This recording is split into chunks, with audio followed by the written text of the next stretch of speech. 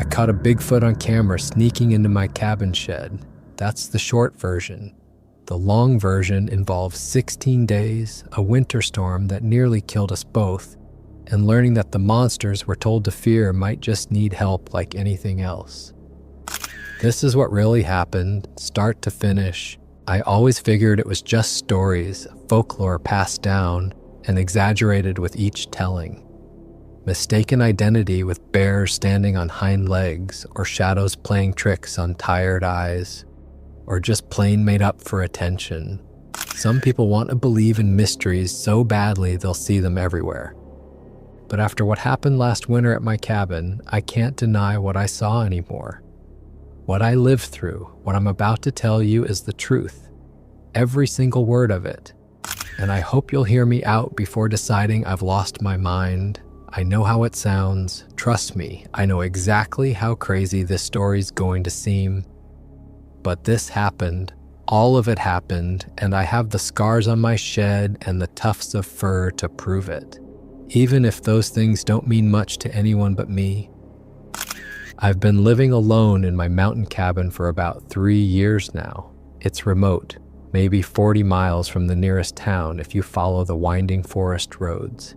Tucked deep into the woods where the pines and firs grow thick and tall, where the winter snow piles up deep enough to bury a vehicle if you're not careful.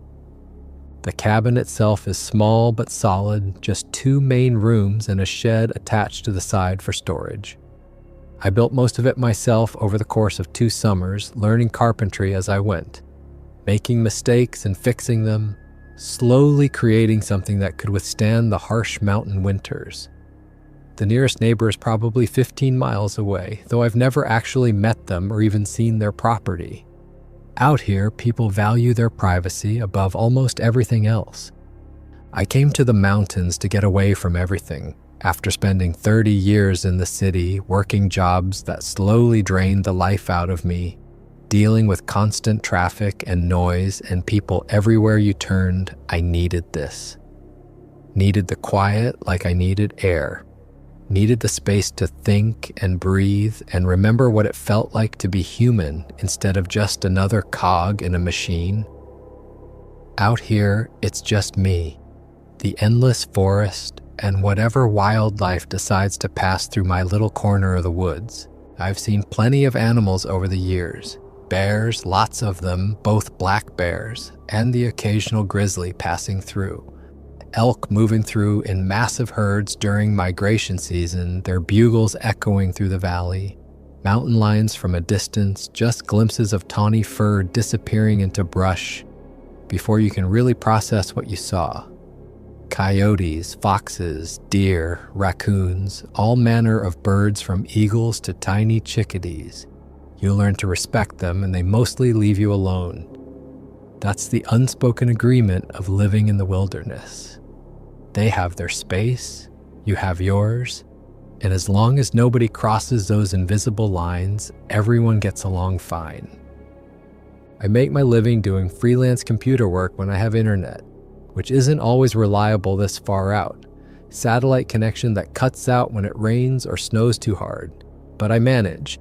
I've got solar panels for power and a good wood stove for heat. A well for water that runs deep and cold.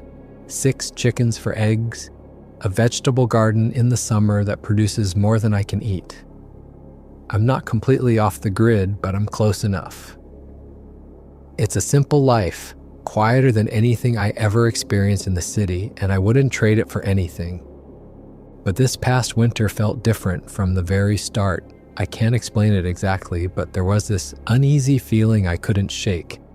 This persistent sense that something fundamental had shifted in the forest around me. Like the rules had somehow changed when I wasn't looking. I'd be out gathering firewood, doing my usual routine, the same tasks I'd done hundreds of times before, and I'd get this prickling sensation on the back of my neck. That primitive instinct that evolved over millions of years, the one that tells you you're being watched, the one that kept our ancestors alive on the plains when predators stalked them. I'd stop what I was doing and turn around slowly, scanning the tree line, looking for whatever was triggering that ancient warning system. But there was never anything there, just trees and shadows and the usual forest sounds. Birds calling back and forth, branches creaking in the wind, the distant sound of water running in the creek down the valley. Everything looked normal. Everything sounded normal. But it didn't feel normal. At night, lying in bed trying to sleep, I'd hear sounds I couldn't identify. Not the usual owl hoots or coyote howls that I'd grown so accustomed to they'd become like white noise.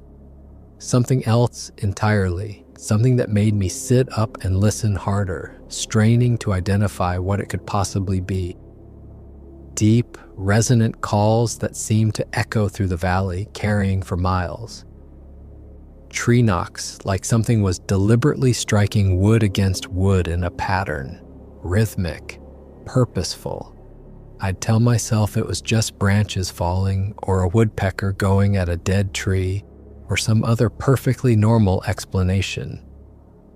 But it didn't sound normal. It sounded intentional, almost like communication. Sometimes I'd hear what sounded like footsteps outside, heavy and deliberate, circling the cabin. I'd grab my flashlight and check, shining it out the windows into the darkness, but there'd be nothing there. Just my own paranoia, I figured.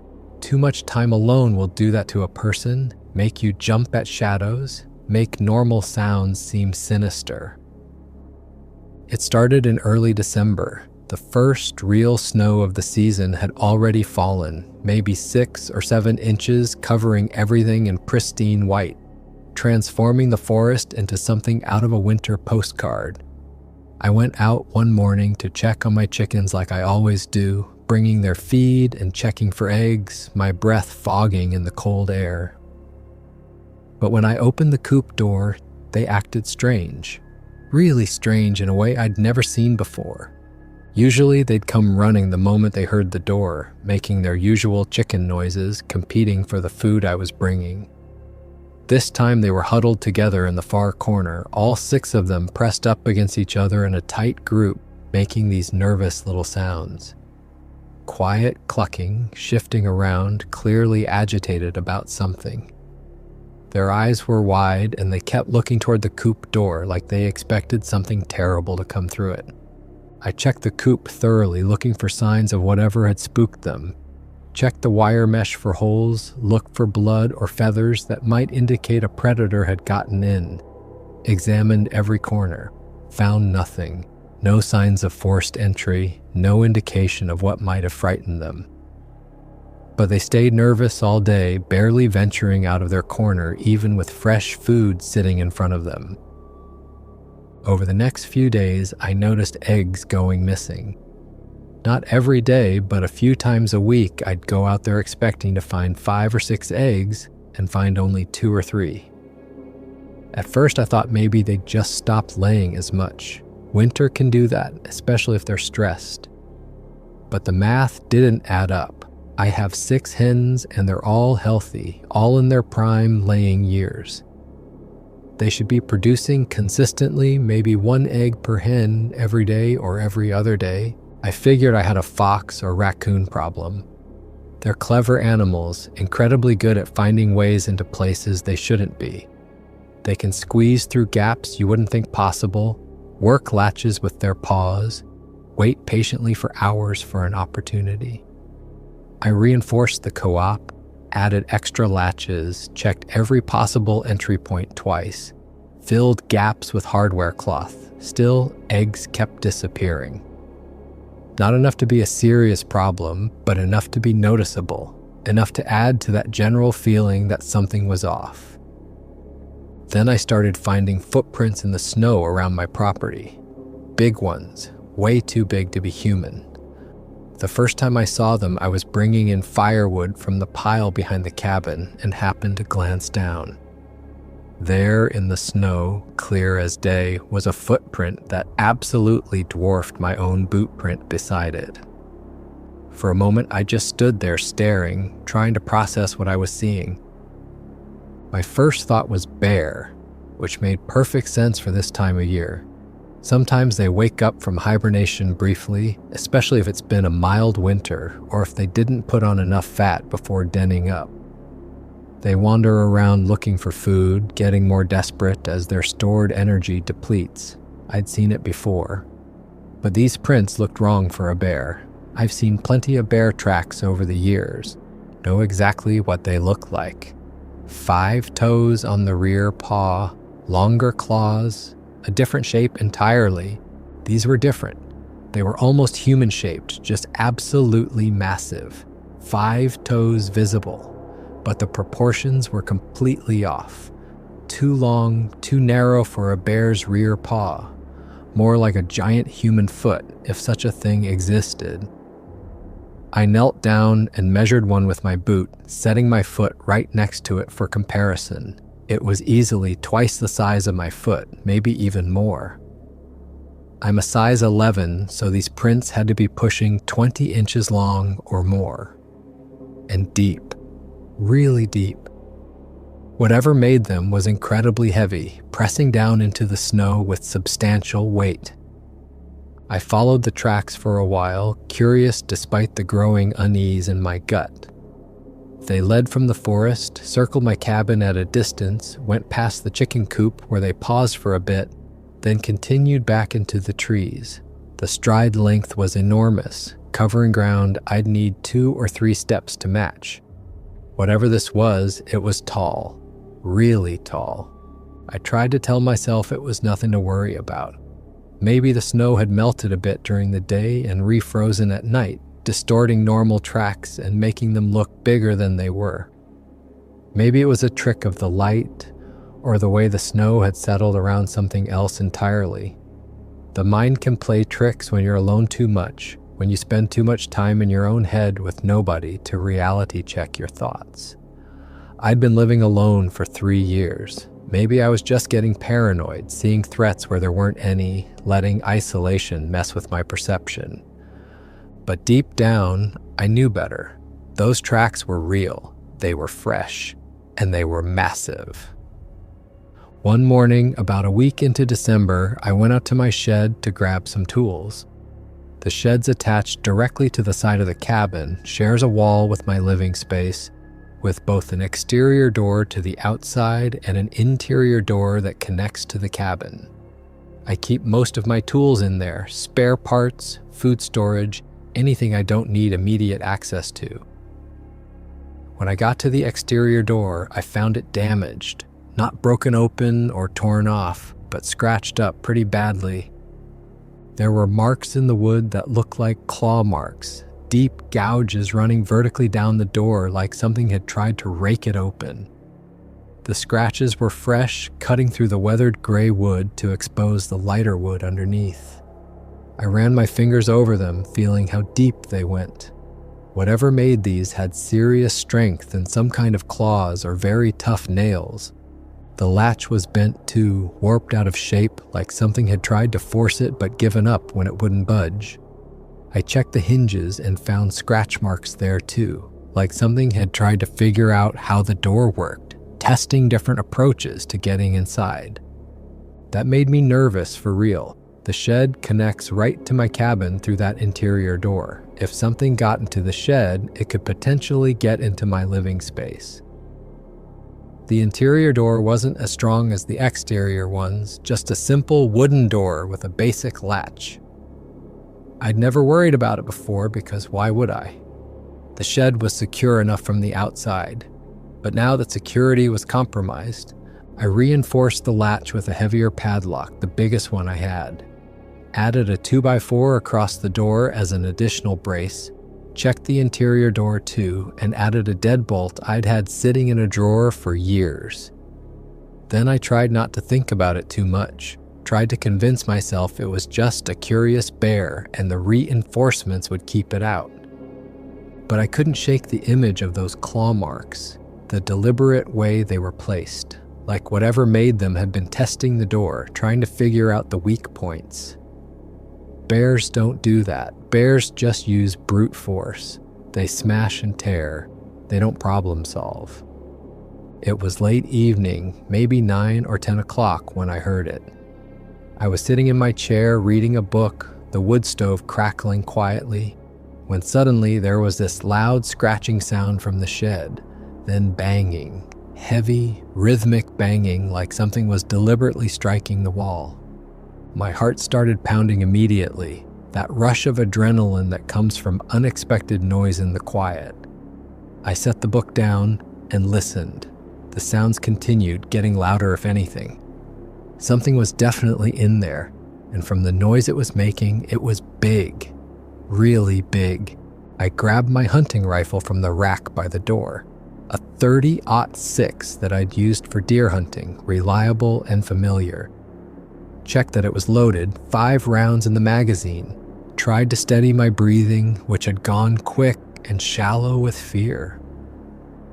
The sounds continued from the shed, scratching, banging, something heavy being moved around.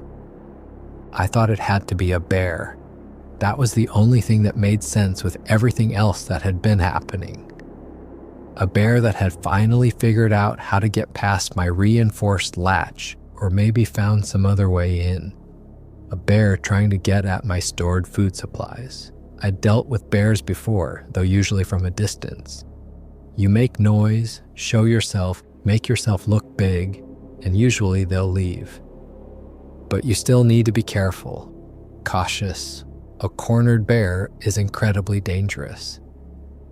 I grabbed my flashlight and headed to the exterior shed door, the one that opens to the outside. My hands were shaking a little as I reached for the handle. The scratching had stopped, everything had gone quiet, which somehow felt worse than the noise. Like whatever was in there knew I was coming and was waiting for me. I stood there for a long moment listening. Nothing. Just silence and the sound of my own breathing, fast and nervous. Slowly, I opened the door. The hinges creaked, and I swept the flashlight beam into the shed, rifle held ready in my other hand. At first, I didn't see anything. Just my storage shelves with their boxes and bins, some tools hanging on the wall, bags of chicken feed stacked in the corner. Everything looked normal. Then the light caught movement in the far corner behind the shelving unit. Something huge was hunched over there, covered in dark matted fur.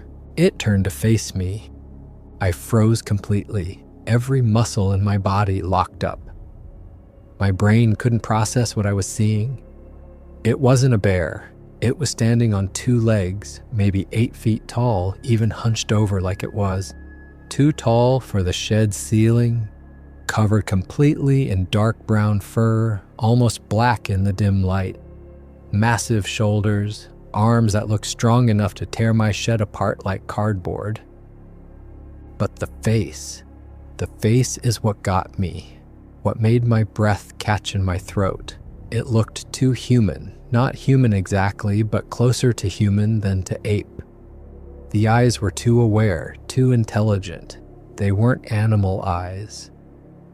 There was thought behind them, consciousness, understanding. This thing knew exactly what I was and what the rifle in my hands meant.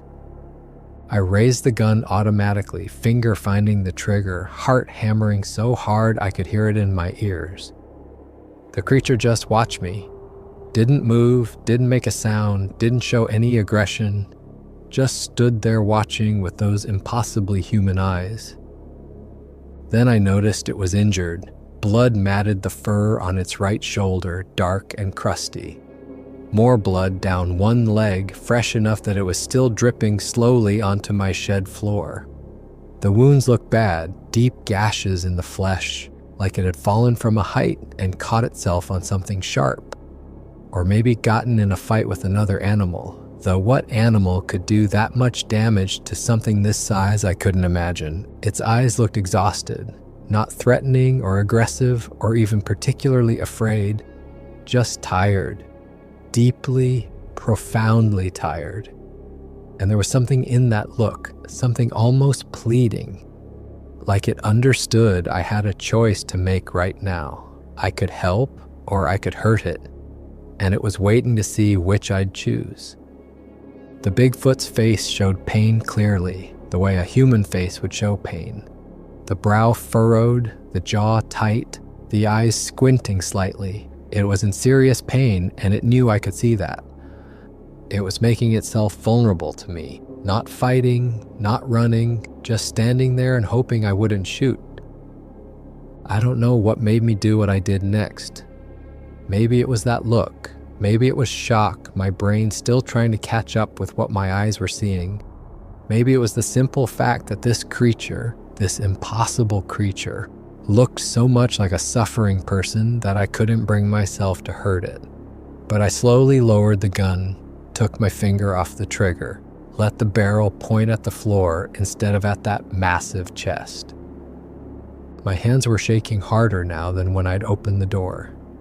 The Bigfoot watched the rifle go down, and something in its posture relaxed slightly. Not much, just a subtle shift. The shoulders dropped a fraction. Some of the tension went out of its stance. It understood what I'd just chosen. I backed away slowly, keeping my eyes on it the whole time, not turning my back on something that could easily overpower me if it wanted to. My hands fumbled for the door handle behind me, finally found it, and I pulled the door shut quickly, stood there in the cold night air, heart hammering against my ribs like it was trying to break out, breath coming in quick gasps. What the hell had I just seen? What was that thing? Bigfoot, Sasquatch, whatever you wanted to call it. I'd just seen one, been within 10 feet of one, looked it in the eyes, and it had looked right back at me with an intelligence that was absolutely terrifying in its implications. I went back into the cabin through the main door and locked it. Set the rifle against the wall by the door where I could grab it quickly. My legs felt weak, so I sat down at the kitchen table and tried to process what had just happened. Tried to make sense of it. A Bigfoot in my shed, injured and bleeding and seeking shelter. It seemed impossible, like something out of a fever dream or a bad horror movie. But I'd seen it, smelled it too, that wild animal musk mixed with blood and earth, heard its breathing, slow and labored. It was real as the table under my hands, as real as the pounding of my heart. After maybe 20 minutes of sitting there in shock, I heard movement from the shed. Shuffling sounds, something being moved around, boxes being shifted. It had gotten further inside somehow, probably climbed over my storage shelves to reach the back area where there was more space. Now it was in there, just on the other side of the wall from where I sat. I could hear it settling down, these low grunting sounds that might have been pain or might have been exhaustion, and then quiet. I was too afraid to check, too afraid to open that interior door and see it up close again in my current state. My hands were still shaking, my breathing hadn't fully steadied, so I just sat there, listening to the small sounds from the shed, until exhaustion finally pulled me toward my bedroom. I didn't sleep much that night. Every sound made me tense up, wondering if it was coming through the door, wondering if I'd made a terrible mistake by not driving it away when I had the chance, wondering if I'd wake up to find it standing over my bed. But I'd seen those injuries, seen how human its eyes looked, and I couldn't shake the feeling that if I went in there aggressive, if I tried to force it out, it might defend itself. This thing was massive, at least 8 feet tall and probably 600 or 700 pounds. It could easily overpower me if it felt threatened. I kept asking myself what I should do. Call someone? Who would I call? The sheriff was 40 miles away and would think I'd lost my mind if I told him I had a Bigfoot in my shed. They'd probably send someone to do a wellness check, make sure I wasn't having a breakdown from isolation, go in there myself, confront it, try to chase it away. But those injuries looked serious, deep and bleeding, and there'd been something in those eyes that made me hesitate. Whatever this creature was, it was intelligent. That much was clear, and it was hurt and scared and looking for shelter, just like any wounded animal would. Except this wasn't really an animal, was it? Not in the normal sense. This was something else entirely. When dawn finally broke, pale winter light filtering through the frost on my windows, I worked up the courage to check on the shed. The cabin was quiet, no sounds from beyond the wall. Either it had left during the night or it was sleeping. I grabbed the rifle again just in case, though I wasn't sure what I'd do with it. Wasn't sure I could actually shoot the thing even if it threatened me. But having it made me feel slightly better. Slightly more in control of a situation that was completely out of my control. I quietly opened the interior door. Just a crack at first, just enough to peek through and see what was happening in there. The early morning light coming through gaps in the shed walls provided just enough illumination to see by.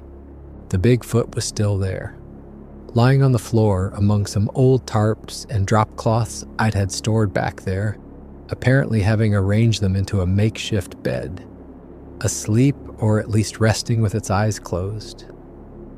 In the better light, I could see the injuries more clearly, and they looked worse than I'd thought the night before. Deep gashes across the shoulder, 3 or 4 parallel cuts like claw marks from something with very large claws. Smaller cuts down the leg, scratches and scrapes. The wounds looked infected, the fur around them crusted with dried blood and what might have been pus.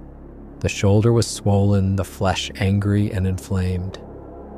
The creature's breathing was labored, its massive chest rising and falling slowly, with occasional hitches like it hurt to breathe.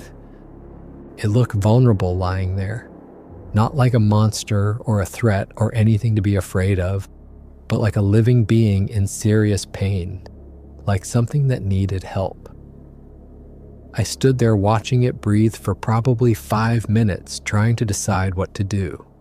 The logical part of my brain, the part that had kept me alive for 50-some years, said to chase it off. Make noise, scare it away, make it someone else's problem. Let nature take its course. But the more I looked at it, the more that seemed wrong. This was just a creature that needed help, hurt and exhausted and seeking shelter, just like a wounded deer or an injured bird would. Except this was so much more than that. The way it had looked at me last night, the intelligence in those eyes. This wasn't just an animal, this was something that thought and felt and understood. Plus, there was the practical consideration.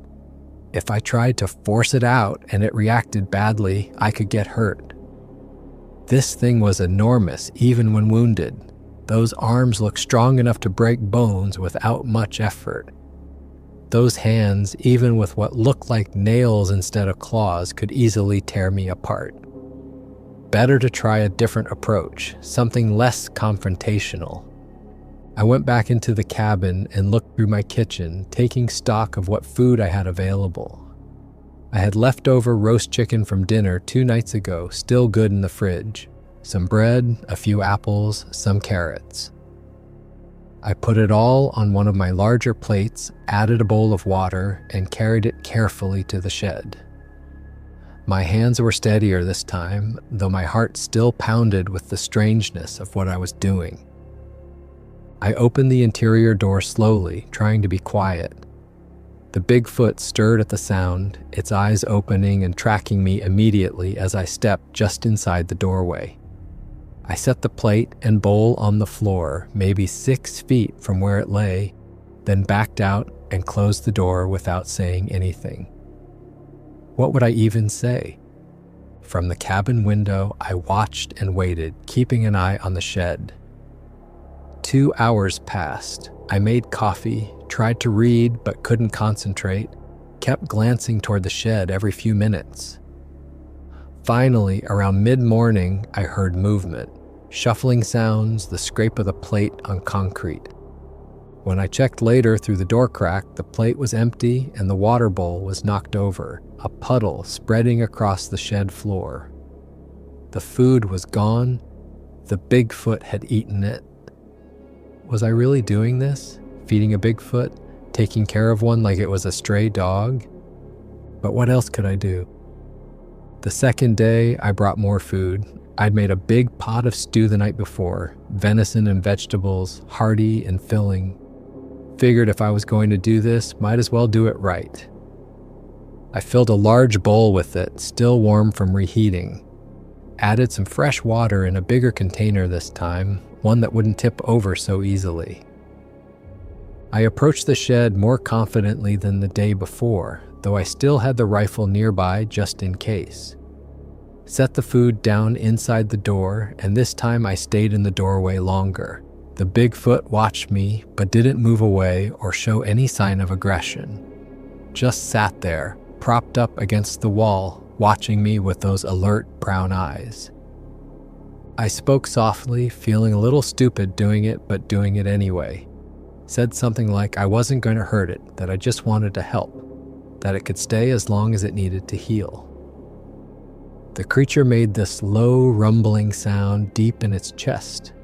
Not threatening, definitely not a growl, more like an acknowledgement. Like it understood I wasn't a danger, that we had some kind of truce going. On the third day, I sat just inside the shed entrance while it ate. This was the first time I really got to study it up close in decent light, and what I saw was fascinating and deeply unsettling in equal measure. The hands were massive, each finger as thick as my wrist, but they moved with surprising delicacy when picking up pieces of food. Not clumsy or pawing at things, but with definite intention and control. It would pick up a piece of meat, examine it briefly, then bring it to its mouth. The fingers had thick, tough nails, not claws exactly, but definitely not like human fingernails either. Something in between. The eyes were deep brown, almost black, and intelligent, in a way that made me deeply uncomfortable. This wasn't an animal looking at me. This was a thinking being, processing and evaluating, probably wondering about me as much as I was wondering about it. What was I doing feeding it? What did I want in return? Could I be trusted? I could see scars all over its body beneath the thick fur, old injuries long healed, a notch missing from one ear, what looked like a badly healed break in one finger. This creature had lived a hard life, surviving in conditions that would kill a human. The graying fur around its face and hands suggested it was probably old, maybe ancient, by whatever standards applied to Bigfoots. How long did they live? Did anyone know? It looked at me between bites of food, chewing methodically, and I swear there was gratitude in that look. Like it understood what I was doing for it, understood that I could have easily shot it that first night, but chose not to. There was an awareness there that went beyond simple animal instinct. But the shoulder wound was getting worse despite my food offerings. I could see the infection spreading, the flesh around it getting more swollen and inflamed. The Bigfoot favored that side, barely moving the arm, wincing when it did. If it didn't get treated soon, it was going to get really bad, maybe fatal. I realized I was going to have to do something about it. The question was whether the Bigfoot would let me. On the fourth day, I gathered my first aid supplies: antiseptic, clean water, gauze, bandages, medical tape, everything I could think of that might help. I'd patched myself up plenty of times over the years, stitched my own wounds, set my own broken bones. How different could this be? Except for the fact that I was dealing with an 8-foot-tall creature that could kill me without much effort. I brought the supplies into the shed slowly, keeping my movements calm and predictable, letting it see everything I was doing. No sudden moves, no threatening gestures. The Bigfoot watched me but didn't retreat or show any defensiveness. I think it had started to trust me by then, or at least understood I meant no harm. I gestured to its injured shoulder, pointed at my supplies, tried to communicate what I wanted to do through body language since words obviously weren't going to work. It seemed to understand, shifted its position to give me better access to the wound, turning slightly and pulling its arm away from its body. My hands shook as I reached out to touch it for the first time. This was insane. I was about to try to treat an injured Bigfoot. The fur was coarse and thick under my fingers, rougher than I expected. Beneath it, the skin was warm, warmer than human temperature. The creature radiated heat like a furnace. I carefully parted the fur around the wound to see what I was dealing with. It was deep, probably from a sharp branch or maybe an antler during some kind of fall. 3 parallel gashes, each about 6 inches long, cutting through the thick hide and into the muscle beneath. Definitely infected. The flesh was hot to the touch, angry red around the edges, weeping fluid. The Bigfoot sat completely still while I worked, though I heard occasional grunts of pain, low, rumbling sounds that came from deep in its chest. I poured antiseptic over the wound and it tensed immediately, every muscle going rigid, but it didn't pull away or lash out at me. Just sat there and endured it. I cleaned the wound as thoroughly as I could, using clean water to flush out debris and pus, then applied more antiseptic. The Bigfoot's breathing had gone quick and shallow, clearly in pain, but it never moved, never tried to stop me. That level of control, that ability to sit still through serious pain, spoke to an intelligence and willpower that was remarkable. I wrapped gauze around the shoulder as best I could, which was challenging given the size of the limb. The Bigfoot's arm had to be 30 inches around, solid muscle beneath all that fur. I probably used half a roll of gauze to get it covered properly, winding it around and around, taping it securely. Throughout the process, the Bigfoot smelled strongly of earth and musk and blood. This deep forest scent that was wild and animal, but not unpleasant exactly. Like moss and pine needles and soil after rain, mixed with the iron smell of blood. It was the smell of something that lived entirely outside, that was more a part of the forest than separate from it. The leg wound was healing better, not as deep or infected, but I treated it anyway, cleaning and bandaging it the same way I'd done the shoulder. By the time I finished, I'd used most of my medical supplies and both of us were exhausted. The Bigfoot slumped against the wall, breathing hard. I sat back and looked at my work. The bandages looked ridiculous on that massive frame, but they'd help. They had to help.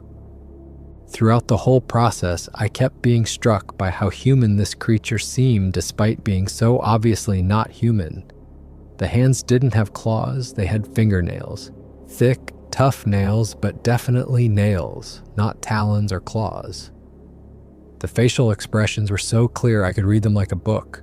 I could see pain, could see relief when I finished treating the wounds, could see what looked like gratitude mixed with exhaustion.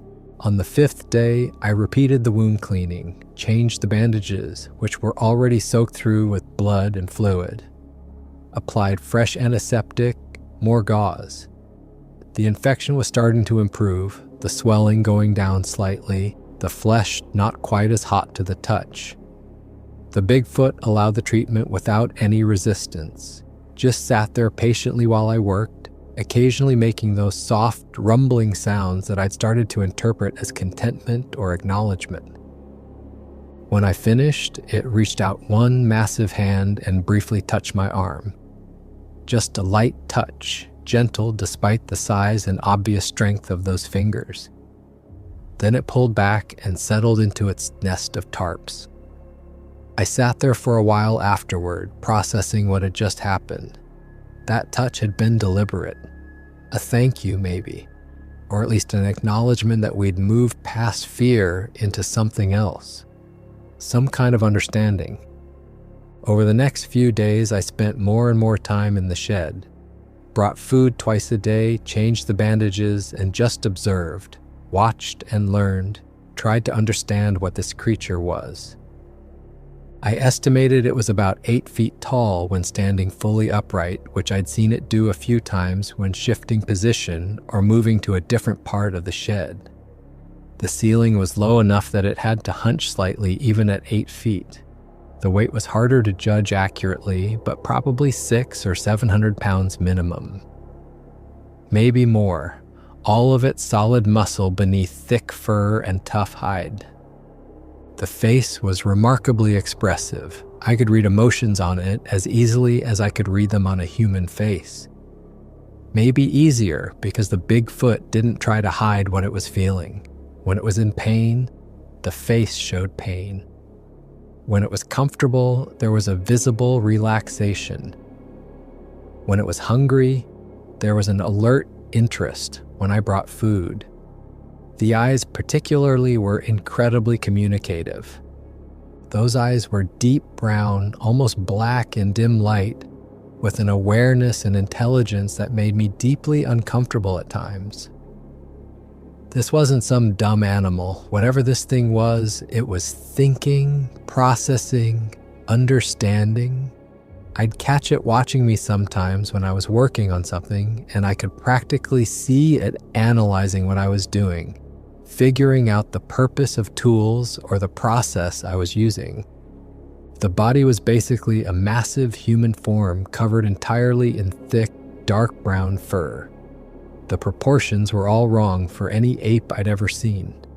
The legs were too long, too straight, clearly built for bipedal walking. The hips were positioned for upright movement, not the half crouch of a gorilla. The spine had the natural curves of a human spine, not the straighter spine of a knuckle-walking ape.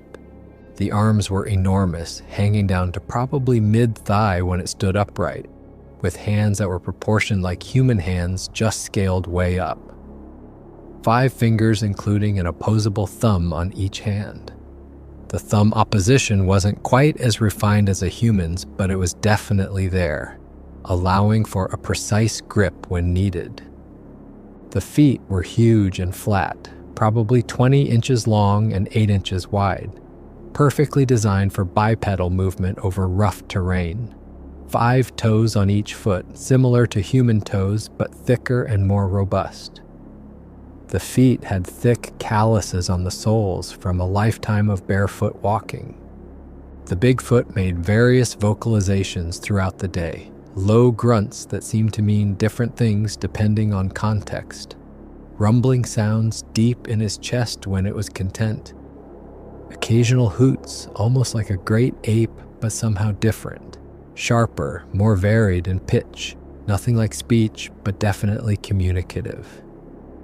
I started to recognize certain sounds meant certain things. A particular grunt seemed to mean it was done eating. A soft rumble seemed to indicate comfort. A huffing sound meant mild annoyance or discomfort. I brought some old blankets to make the shed more comfortable, figuring it needed the warmth, especially while healing. Winter was getting colder and the shed wasn't insulated. The Bigfoot took the blankets and did something that really struck me. It didn't just pile them up or wrap them around itself. It arranged them carefully, deliberately creating a padded area to sleep on. First, it laid down 2 blankets flat, overlapping them for extra coverage. Then it folded another blanket into quarters and placed it where its upper body would rest. Used the last blanket as covering. The whole process took maybe 5 minutes and showed a level of planning and tool use that was remarkably human-like. This wasn't random behavior. This was thoughtful, purposeful construction of a sleeping area. When eating, it was surprisingly neat. Never just shoved food in its mouth or made a mess. Used those massive hands to tear food into manageable pieces, chewed thoroughly, set boned aside in a neat pile rather than scattering them. There was deliberateness to everything it did. Nothing was done carelessly or without thought. I started talking to it sometimes while I was in there, just casual conversation, telling it about my day, random thoughts, anything really. I don't think it understood the actual words, but it seemed to respond to my voice. Would watch me while I talked, occasionally making sounds back like it was participating in the conversation somehow. Would tilt its head slightly when I asked questions, like it was considering how to respond. It felt less crazy than it probably sounds. After 3 years alone in the cabin, I'd gotten used to talking to myself anyway. Talking to the Bigfoot was actually better because at least something was listening and responding, even if it didn't understand English. I found myself telling it things I hadn't told anyone in years, talking about why I'd left the city, what I was running from, the mistakes I'd made in my life. The Bigfoot would just sit there and listen, those dark eyes fixed on me, occasionally making those soft, rumbling sounds. There was something therapeutic about it. Confessing to a creature that couldn't judge, couldn't repeat what I said, couldn't use it against me. The more time I spent with it, the more convinced I became that calling this thing an animal was wrong. It was something else. Something in between human and animal. Not fully either, but incorporating aspects of both. A relic maybe, some evolutionary branch that took a different path. The evidence was right there in front of me, but my brain still struggled to fully accept the implications. If creatures like this existed, what else might be out there that we dismissed as myth or legend? On the 9th day, I checked the weather forecast on my old radio, the one that picks up the National Weather Service broadcasts. A major winter storm was heading our way, coming down from Canada. They were calling for 18 to 30 inches of snow, winds up to 60 miles per hour, possibly the worst storm of the season. Blizzard conditions, the kind of storm that could kill you if you weren't prepared. I started preparing immediately, bringing in extra firewood, checking my supplies, making sure my generator had fuel, filling water containers in case the well pump lost power. Secured everything outside that could blow away, checked the roof for weak spots. Did all the things you do when a serious storm is coming. I noticed the Bigfoot becoming restless around the same time. It kept looking toward the forest through the gaps in the shed walls, shifting position frequently, pacing in the limited space. There was an anxiety in its movements that hadn't been there before. I wondered if it could sense the storm coming, some instinct that told it to seek deeper shelter. Animals can sense weather changes before humans can, picking up on barometric pressure shifts or other environmental cues we can't detect.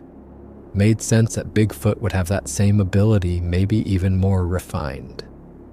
The wind picked up that evening, earlier than forecast. By nightfall, the temperature had dropped dramatically, going from maybe 30 degrees to 15 degrees in just a few hours. Snow started falling around sunset. Not the gentle flakes of earlier storms, but hard, driving snow that came down at an angle, pushed by increasingly strong winds. I checked on the Bigfoot before bed. It was pacing more actively now, clearly anxious, moving back and forth in the limited space. The normally calm eyes were alert, watchful. I brought extra blankets and more food, a huge pot of stew I'd made, uncertain how long the storm might last or if I'd be able to get to the shed safely once it really hit. By morning of the 10th day, the storm was raging in earnest. The wind howled like something alive, shaking the entire cabin, whistling through every tiny gap in the walls. Snow was falling so thick I couldn't see 20 feet in any direction. Just white everywhere, horizontal snow driven by wind that had to be hitting 50 miles per hour or more. I could barely push the cabin door open against the wind and accumulated snow. Had to put my shoulder into it and shove hard. The temperature had dropped even further. My thermometer read 8 degrees, and that was before factoring in wind chill. This was dangerous weather, life-threatening if you were caught outside. Around midday, I heard a loud cracking sound from the direction of the shed, a sharp snap that carried even over the wind. My stomach dropped. I knew that sound. That was wood failing. The shed was in trouble. I fought my way through the blizzard to the exterior shed door, leaning into the wind, snow pelting my face hard enough to sting. I could barely see, barely breathe with snow blowing into my face.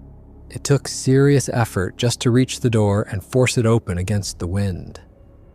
Inside, I found the Bigfoot standing with its massive shoulders pressed against the main roof beam, which was sagging badly under the weight of accumulated snow. The whole structure was buckling, the beam bowing in the middle, splinters starting to appear in the wood. Snow was piled at least 3 feet deep on the flat roof, probably more, and more was accumulating by the minute. The shed wasn't built to handle this kind of snow load.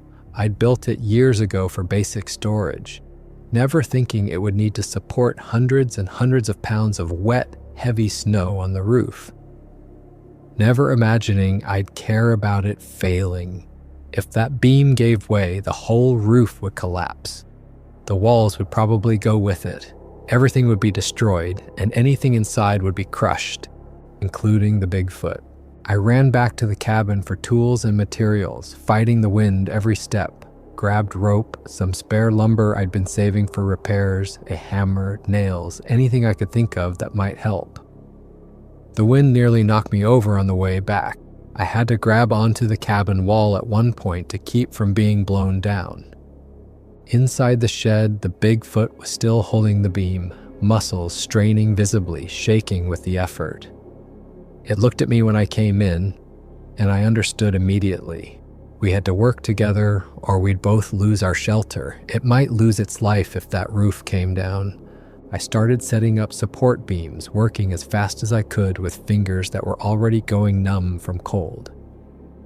The Bigfoot understood immediately what I was doing without any verbal communication. It shifted its weight, adjusted its position to give me room to work while still supporting the main beam. When I got a support post positioned underneath, it carefully let some of the weight transfer to the new support before shifting again. I gestured and it moved. We communicated through looks and gestures and some kind of intuitive understanding that developed in the moment, finding a rhythm to our work. I'd position a board. The creature would hold it in place with one massive hand while I hammered it secure. Or I'd struggle to lift a heavy beam into position and it would reach over and lift it easily, hold it exactly where I needed it. We braced multiple weak points. I'd never worked with anyone who understood structural engineering so intuitively. The Bigfoot seemed to know exactly where the stress points were, where we needed additional support, how to distribute weight. Maybe it was experience from building its own shelters in the wild. Maybe it was just an intuitive understanding of physics that came from a lifetime of living in and modifying the natural environment. The wind tore at the shed walls, whistling through every crack and gap.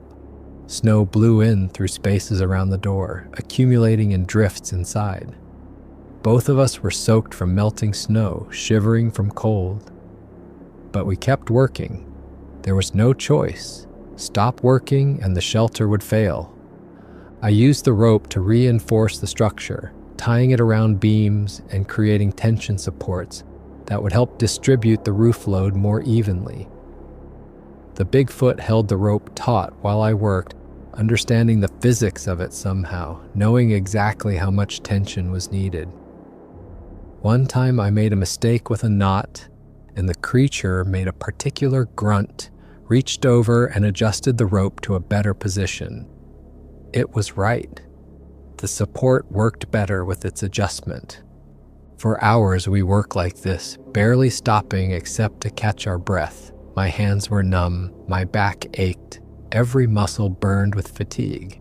But slowly, gradually, the structure stabilized. The roof still sagged, but it wasn't getting worse. We'd reinforced enough support points to handle the load. We'd saved it. Finally, when the structure felt as stable as we could make it, I collapsed against the wall, exhausted and shaking from cold and exertion.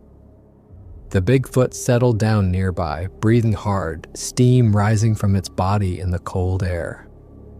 We'd done it. Together we'd saved the shed. The storm continued through the night. The wind didn't let up. The snow didn't stop falling. I brought more blankets from the cabin, all my spare blankets, and we huddled in the shed together listening to the wind scream. It was too dangerous to try to get back to the cabin in these conditions. I'd have to ride out the storm here. It was strange sitting there in the dark with this creature. Months ago, if someone had told me I'd be weathering a blizzard with a Bigfoot, sharing blankets for warmth, I'd have thought they were completely insane. But here we were, two very different beings working together to survive the same threat. The Bigfoot fell asleep eventually, its breathing deepening and slowing. I dozed fitfully, too cold and uncomfortable to really sleep, too exhausted to stay fully awake. When pale light finally filtered through the gaps in the walls, signaling dawn, the wind was still howling, but maybe not quite as hard. The second day of the storm, we checked all the supports we'd installed, made small repairs and adjustments where needed. The Bigfoot showed an impressive understanding of structural integrity, pointing to weak spots I'd missed, helping distribute weight more evenly across the support system. It would touch a beam that looked fine to me, make a particular grunt, and when I checked more closely, I'd find a crack starting or a joint that was under too much stress. Whatever intelligence this creature had, it clearly included practical problem-solving skills and a sophisticated understanding of how structures worked. Made me wonder what else it knew, what other skills it had developed over what might be a very long life. By evening of the second day, the wind finally started to die down. The snow kept falling, but not as heavily. The worst of it had passed. We'd survived. The shed had held. When the storm finally cleared on the morning of the third day, it left approximately 3 feet of fresh snow covering everything. More in the drifts where the wind had piled it up. The world outside was completely transformed, buried in white, every familiar landmark hidden or altered. The Bigfoot and I worked together to dig out the shed entrance. I had a snow shovel and started clearing a path. The Bigfoot used its massive hands like shovels, scooping up huge amounts of snow and throwing it aside. We worked in companionable silence, falling into an easy rhythm. I'd shovel for a bit, then step aside while the creature cleared the next section with its hands. Its wounds were mostly healed by now, I noticed as we worked. The shoulder still had some scarring visible through the fur, and the creature still favored that side slightly, but the infection was completely gone. The swelling had disappeared. The wounds had closed. The Bigfoot moved much easier than it had a week ago, without the labored breathing or obvious pain. The bandages had fallen off days ago. Natural healing had done the rest. That first day after the storm, the creature ventured outside for the first time since arriving at my cabin. I watched from the cabin window as it stood in the deep snow, looking toward the forest. Just standing there, not moving, staring at the tree line for maybe 10 minutes. I felt an unexpected sadness watching it. I knew what that look meant, knew what it was thinking. It was getting ready to leave. On the 13th day, the Bigfoot stayed close to the shed, but I could see the restlessness increasing. It would walk to the edge of my property line, where the cleared area met the forest, stand there looking into the trees, then return after a few minutes, like it was testing itself, seeing if it was ready, checking if the urge to return to the wild was stronger than the comfort of having food and shelter provided. The 14th day, it walked all the way to the tree line and stood there for over an hour, just standing, not moving, looking into the forest depths like it could see something I couldn't. When it came back at nightfall, I had food waiting, a big meal more than usual. We sat in the shed together, and I found myself talking more than I normally did. I told it about my life before the cabin, about working in offices where I felt like a number instead of a person, about relationships that failed because I didn't know how to connect, about feeling like I didn't belong anywhere until I found these woods.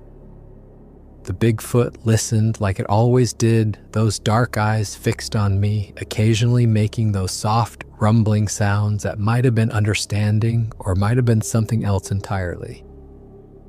It felt strange to have company after so many years alone. Stranger still that the company was a creature I'd thought was mythical until it showed up bleeding in my shed.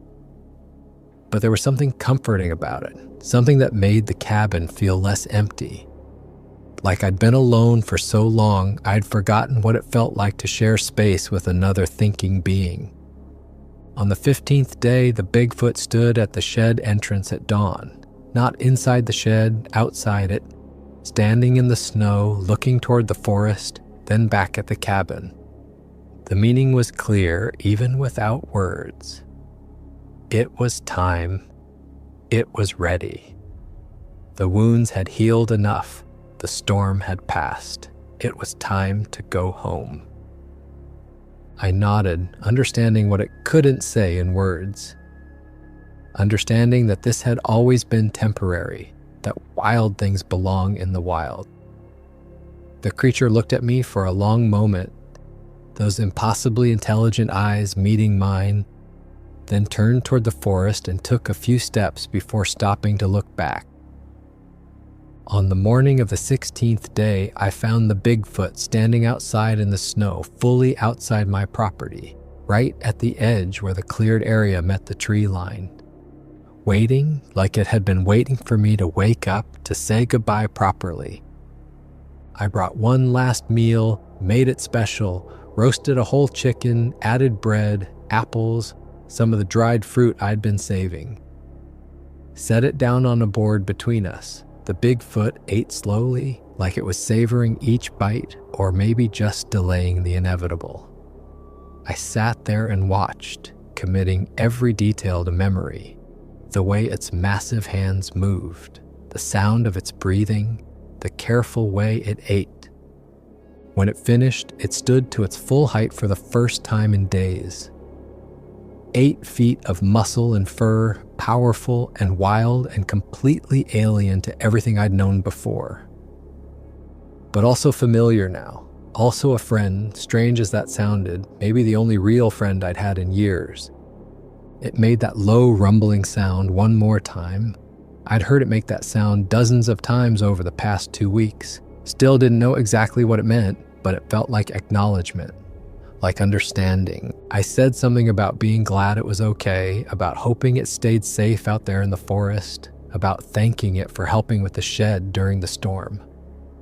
Stupid things to say to a creature that probably didn't understand the words, but I said them anyway because I needed to say something. The Bigfoot reached out one massive hand toward me, slowly, deliberately, giving me time to pull away if I wanted. I hesitated, then reached up and placed my hand in his palm. The hand was warm despite the cold air, calloused from years of living in the wild, rough but not harsh, real, undeniably real. The fingers closed gently around my hand, not squeezing, just holding. Contact between two very different beings who'd somehow found common ground. We stayed like that for maybe 10 seconds. Then it released my hand and turned toward the tree line. Its footprints were enormous in the fresh snow, each one deep and clear, tracking across the white expanse toward the forest. At the edge of the trees, it stopped and looked back once. I raised my hand in a wave, feeling ridiculous but doing it anyway. The Bigfoot watched me for another few seconds, then it turned and walked into the forest, moving between the trees with a grace that seemed impossible for something that large. Within moments, it had disappeared, the forest swallowing it completely, like it had never been there at all. I stood in the cold for a long time after it was gone, looking at those tracks leading into the forest. They were the only proof left that any of this had happened. In a few days, new snow would cover them, and even that evidence would be gone. Finally, when I couldn't feel my feet anymore, I went back inside. The cabin felt emptier than it had in the 3 years I'd lived there. Quieter, lonelier. Strange how quickly you can get used to company, even the strangest company imaginable. Over the next few days, I repaired the shed properly, took down the emergency supports we'd thrown up during the storm, and replaced them with proper reinforcements. replaced damaged boards, fixed the spots where nails had pulled through, made the whole structure stronger than it had been before.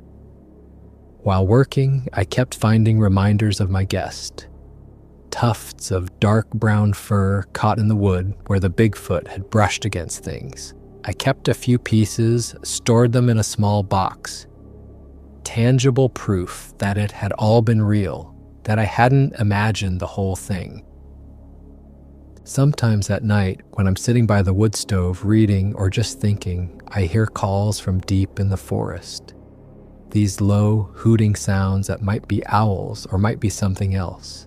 They echo through the valley, carrying for miles. I like to think it's the Bigfoot, letting me know it's still out there, still alive, still remembering those 2 weeks in my shed.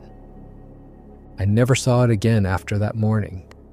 The tracks in the snow eventually melted away with the spring thaw, disappearing like they'd never been there. But I know it's out there somewhere in those mountains, living its life in the wild places humans rarely go. Places too remote, too rugged for us to settle. Places where ancient things can still exist. I keep the shed stocked with extra food now, just in case. Probably stupid, but I do it anyway. Check it every few days to make sure nothing's spoiled, replace what needs replacing. Bags of dried fruit, canned goods, sometimes fresh meat when I have extra. Part of me hopes I'll open that door one day and find the Bigfoot there again, seeking shelter from another storm or just visiting an old friend. Winter doesn't feel as lonely anymore. Even though I'm still alone, still the only human for miles, knowing I'm not truly alone in these mountains changes something fundamental. There's a comfort in that, strange as it sounds. The silence doesn't feel as empty when you know something intelligent shares the forest with you. When you know there are mysteries still walking out there, unknown and unnamed. I understand now that I witnessed something rare, something that most people will never believe exists no matter how much evidence gets presented. I have no photos, no video, nothing but my word and a few tufts of hair and the memory of warm, calloused skin against my palm. To most people, that's not enough. They'll think I imagined it, hallucinated from isolation, or I'm just making it up for attention. But I know what I saw, what I touched, what I worked alongside during that storm. I know the weight of that hand in mine, warm and real. I know the intelligence in those eyes, the awareness, the consciousness. I know what we call monsters might just be different, not dangerous. Might just be living beings trying to survive in a world that's forgotten them. That's what I learned from my time with the Bigfoot. That compassion doesn't require complete understanding. That different doesn't mean dangerous. That sometimes the strangest experiences teach us the most important lessons about what it means to be human. And that the world still has room for wonder if we're brave enough to accept it. For more interesting stories, check this out.